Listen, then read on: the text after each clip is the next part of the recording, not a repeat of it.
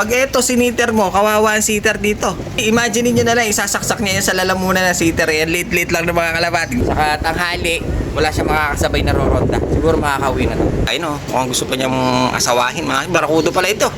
Pwede pa street fight. Pali pa rin na natin mga singko. Dakit natin.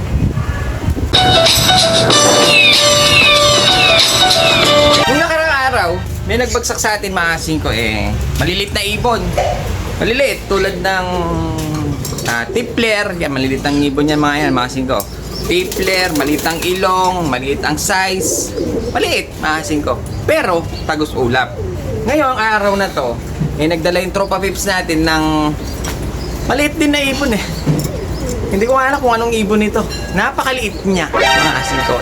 Kung ang tipler, tagus ulap, ito siguro mga tagus langit, dahil sa sobrang ganda niya, maliit na ibon, maliit ang ilong, maliit ang size, hindi ko alam kung may bibili pa nito.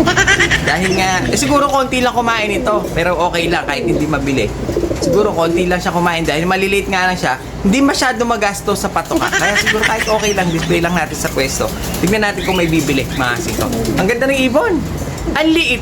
So ayun mga singko, bali ngayong araw na to, pupuntahan natin yung dakit natin, mga singko, dahil nga pangalawang araw niya to, wala pa nagki-claim. May mga nagchat-chat sa atin, tinatanong yung number, mga singko. Hindi naman daw sa kanila. Medyo honest yung mga tropa pits natin ngayon, mga singko, mga very good. Hindi sila nang-aangkin ng kanila. So yun, bali pupuntahan natin yung ating Taiwan Loft dahil napakataas, napakahirap pumunta, mga singko. Hihingalin tayo. Sira pa naman yung aking elevator, kaya magmamanual na lang tayong pahirap pa nakakyat dito dahil nga sira yung ating elevator. Akyatin muna natin sa hagdanan, mga singko. So yun, ayun, ganda ng liwanag, mga singko, medyo mahangin.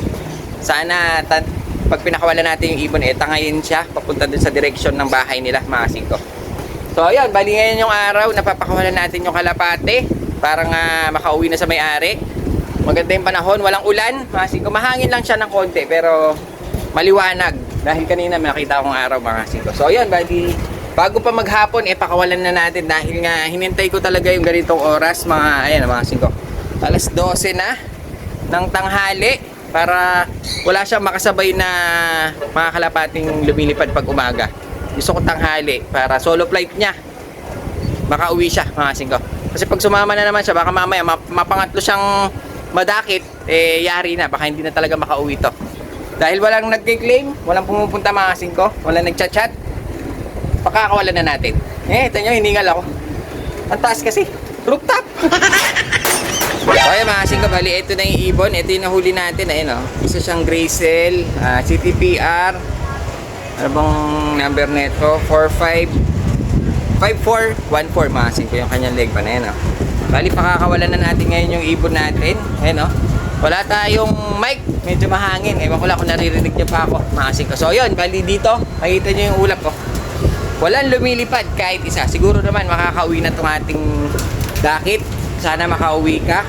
At sana wag ka nang babalik dito. Dahil baka hinihintay ka na ng amo mo.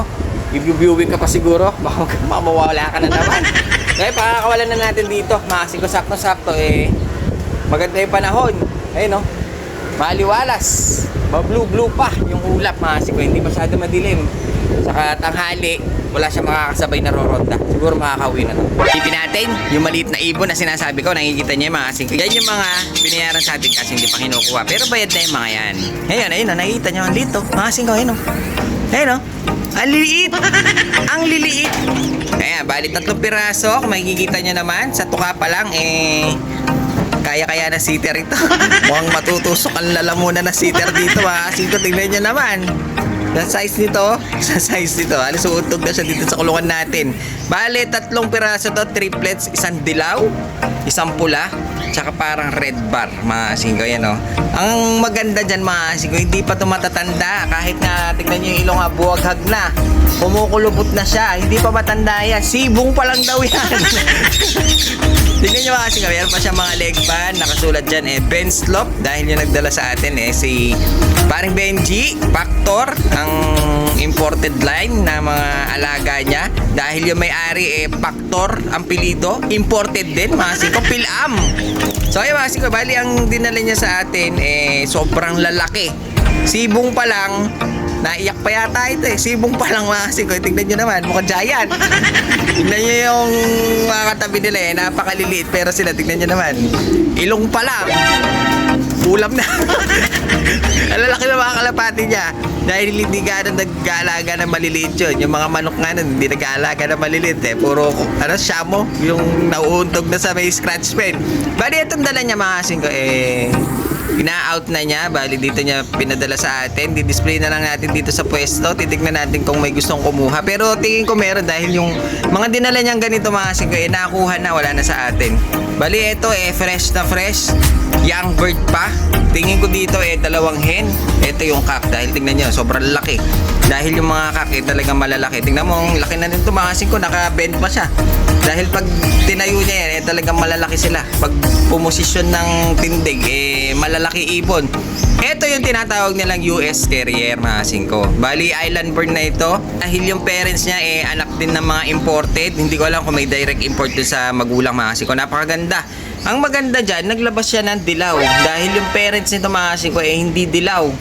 Parang pula tsaka blue bar. Pero ang nilabas niya iba-ibang kulay. Isang red, isang yellow, isang red bar. Ito, sigurado fancy lang ang kukuha nito.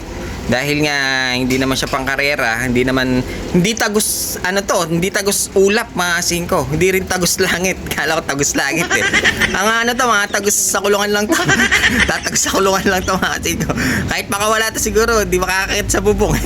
Bali, ito yung dala na tropa pips natin. Kung ito, mga singko, young bird pa, paano kaya itsura ng magulang? Dahil nga tingnan nyo, bata pa daw ito mga singko. Siguro nasa may 5 months, 6 months, 7 months pa lang siguro ito. Dahil tingnan nyo, ang lilit ng ilong Pero para sa kanya parang buwaghag na. Pero sa itong haba mga singko, parang tikling. Parang tikling ang itsura nila. Parang siyang hindi kalapati. Dahil nga sobrang haba ng leeg, parang giraffe pa yun Tingnan mo singko, haba. Ang payat. Sobrang haba ng leeg, ang kapal ng talukap, ang haba ng uso. Tingnan yung tuka niya mga singko. Ayun Pag ito siniter mo, kawawa ang sitter dito. Pero imagine niyo na lang, isasaksak niya yan sa lalamunan ng sitter. Yan, lit-lit lang ng mga kalabating tumasin ko. Lilit lang ng kalabati, parang niya susubuan yung mga ganito. Pero sinisiter daw ata niya mga ko, kawawa naman. So ayan, bali ito yung mga inakay. Kumbaga inakay lang ito. Dahil nga yung mga inakay malalaki na, malaki tingnan, buwagang ang ilong, mga singko, lalaki ng ilong. Paano pa kaya yung breeder? Dahil yung breeder ilagay natin doon sa ilalim. Para solo flight nila mga singko. Dahil ang breeder niya ito, ayun Ayan mga singko, lalaki na, broccoli. Yung ilong niya, ito yung cock. Ayan, barakuda mga singko, blue bar. Pwede pangarera, ayun Ganda ng ilong, borga. Ito ang legit niya borga. Tingnan niyo yung mga ilong niya Pero itong breeder niya mga singko 2 years old pa lang pala. Ayun 2 taon pa lang pala yung breeder niya. Bumuhaghag na yung ilong. Tingnan mo yung hen. Singko, kasing laki na ng ulo niya. Itong cock, mukhang matanda na. Sa racing ito, mukhang super lolo na ito, mga singko. Ang ganda, blue bar pa. Bali, ito yung pair niya, proven pair. Dinala rin niya dahil nga medyo kailangan ng tropa pips natin ng budget. Kaya in-out niya yung mga mismong alaga niya. Yung mga leg band pa yan. Ito, clip ring, pero may taon nata. Ito naman, personalized. Kasi sa fancy, hindi masyado uso yung sinisingsingan. Nilalagay nila dyan yung mga personalized nila para pag nai-out nila, kumakalat yung kanilang linyada. Ayun parang ito, 5 line. So ayan, bali ito yung breeder. Ayan, laki mga 5. Kung malaki yung inakay, mas malalaki ito. Siguro ang kabalikat lang yung mga inakay na ito. Ganda, laki. Laki ng ilong. Pero maganda dyan, fresh breeder pa dahil 2 taon lang. Kalakasan ng similya na ito. Mukha lang sila matanda, pero mga bata pa to, mga bagets pa to. Kaya laki. Ang laki nitong lalaki. Higante. Mga singko, magtatabi tayo ng isa. Try natin. Kaya mga singko, bali may hawak ako isang ordinaryong kalapate. Hindi siya malaki, hindi rin siya maliit. Medium size lang ito. Tatabi natin dito sa, mukhang gusto pa niyang asawahin. Mga barakudo pala ito. Pwede pa street fight. Kung makakalipad, baka maglalakad lang Tatabi natin, titignan natin yung itsura niya. Ayan, kung gaano siya talaga kalalaki. Tingnan niyo mga singko, yung normal size niya, parang hindi siya pwedeng ipares dito sa mga higante natin. Ang laki. Ang laki ng breeder. Mga singko, tignan nyo, hanggang balikat lang. Ang laki ng mga breeder niya. So, yun, bali, Itong breeder, itatabi muna natin. Tignan natin kung makakapag-breed tayo. Bali, ang ilalabas natin yung mga inakay muna niya. Dahil meron siyang 3 inakay. Kung mapapansin nyo, halos magkakaedad yung halos magkakaedad sila ng edad. Dahil nga yung tropa natin nagsisiter. Pinapasiter niya. Siguro mga 2 weeks lang o 1 buwan lang pagitan ng mga inakay. So ayan, bali try natin silang i-breed. Titignan natin kung meron silang pwesto dito sa breeder slope natin. Yung hen, makita nyo, haba ng leg, parang giraffe. Yan, bali ganyan ang size niya. Imagine niyo na lang kung gaano kalaki yan. Doon sa, halos matapakan na niya itong kalapati natin, no? So ayan, bali ito yung breeder natin. Nakita natin, no? Sobrang laki ng ilong, oh. Legit Borga yan, no? Oh, super lolo na. So ayan, bali pa rin na natin mga kasingko. Dakit natin. Flying way up high, flying to the sky. Huwag ka na babalik. Siya mga kasingko, lumipad na, Ramonda. Okay naman, goods naman. Saan siya? Natatakpan kasi. Ayun mga kasingko, ang taas na niya. So ayan, bali hindi tayo umakit dito sa building dahil nga nakalak yung gate. Pero parang meron siya nakasabay doon mga kasingko. Ayun o. May 2 rumorod na. Pero yun siya, oh, yun o, nahuhuli. Eh, nakita ko na mga kasingko yun siya, oh. Kaso parang sumama siya dito sa 2. May 2 palang lumilipad. Ayun o. Kaso, hindi siya, ayun siya mga kasingko, taas siya lumipad. Grabe. Napakataas siya lumipad. Kaso, parang nagsama silang 3. Tabayanan natin mga kasingko. Baka mamaya, maboy dakit na naman. Ayun siya, oh, mag-isa lang. Sa tingin ko makakauwi itong ibon dahil ang taas lumipad, makikita niya yung viewing. So ayan parang wala na yung ibon mga kasingko, wala na lumilipad, naglayo na, tsaka taas niya lumipad. Sakto-sakto tayo mga kasingko, hindi tayo nagpakawala para wala siyang makasabay na kalapati no? So ayun, yung kalapati medyo lumayo na mga kasingko. Halos parang nagbanda siya doon. Dito sa parang papuntang San Rafael mga kasingko, baka kung hindi San Rafael, San Miguel, baka papuntang Bamban, Capas, Concepcion mga kasingko.